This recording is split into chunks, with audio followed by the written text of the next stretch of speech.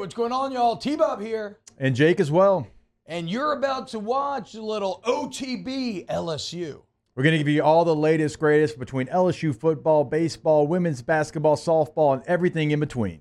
Bottom line, if you want to talk Tigers, keep it locked, subscribe, like it. Chris Hilton's been listed as out. So Brian Kelly probably want to get ahead of this, not field any questions on it. Hilton going to be a no-go for this weekend. CJ Daniels upgraded to probable, which is huge. So CJ Daniels, what he brings to the table is not just in raw production. He is viewed as one of this team's leaders, hardest workers, in the way that he blocks, his assignment discipline. They absolutely love CJ Daniels. So getting him back is a really big upgrade for this team. And I'm excited to see whatever this Trey'Dez Green package looks like. I feel like it's going to be pretty niche, but we'll see. We'll see. I feel like it's just red zone, basically. That's what I'd put him in. Like, to me, look, Kyron Lacey still wide receiver 1, Aaron Anderson and Mason Taylor, 2A, 2B. And then it's like CJ Daniels, Xavier Thomas. And then is it Trey'Dez, or does Trey'Dez just fit in because he's different than the other guys? You kind of use him in spots. Yeah, you use him in spots. And we've always talked about him kind of in the same role that Jamar Chase was in 2018. Now, not like, hey, you're going to play the same position, but LSU picked their spots when they played Jamar. Now, Jamar played more, so I understand, like, Trey'Dez is only I think he played 3 plays, but he was impactful. He had a touchdown. So it was more, but what they did with Jamar in 2018 was they're like, okay, well, you're a mismatch. Where can we use you right now? You're not going to play 60 plays a game, but we can use you. You always say it, and it's a great job of laying it out. Vertical slice the playbook. Here's what you're going to take. And you can do that with Trey'Dez Green.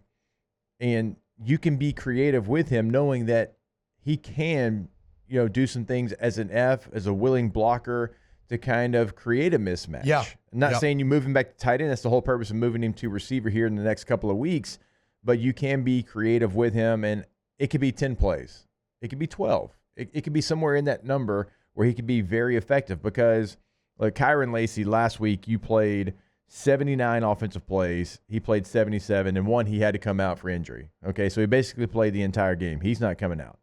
I don't think that Aaron Anderson needs to come out unless he needs a blow. Okay. Yeah. Xavier Thomas gives you a lot of flexibility. He's like a little bit of a spot play to me. A little bit, just depending. Like, he's a guy that personnel, will dictate whether. Am I wrong there? I think he gives you a lot of versatility because he can play inside and outside. He's also I think he's a pretty damn good blocker in the run game. But then what about CJ Daniels? That's what I'm saying. Like, how do you find a way for that third receiver? Like, what's that? Because Lacey and Anderson, for me, wouldn't come off the field. Yeah. So it's going to be a rotation of those two players at that third receiver position, because they both do things well without the ball in their hands. And then where do you put Trey'Dez Green in? Now, if you want to go 11 personnel, and then Trey'Dez technically would become the tight end. So it would be that you can do a lot of like hybrid personnel grouping. I mean, it's where it's kind of semantics as to whether it's tight end or wide receiver. It might be labeled 10 personnel, but it could be 11 personnel. But again, like, do you want to take Mason Taylor off the field? No. So it's a good problem right now for LSU to, one, get CJ Daniels back, and then also have Trey'Dez Green where you can kind of pick and choose his spots. And again, I think 10 to 12 plays is the sweet spot.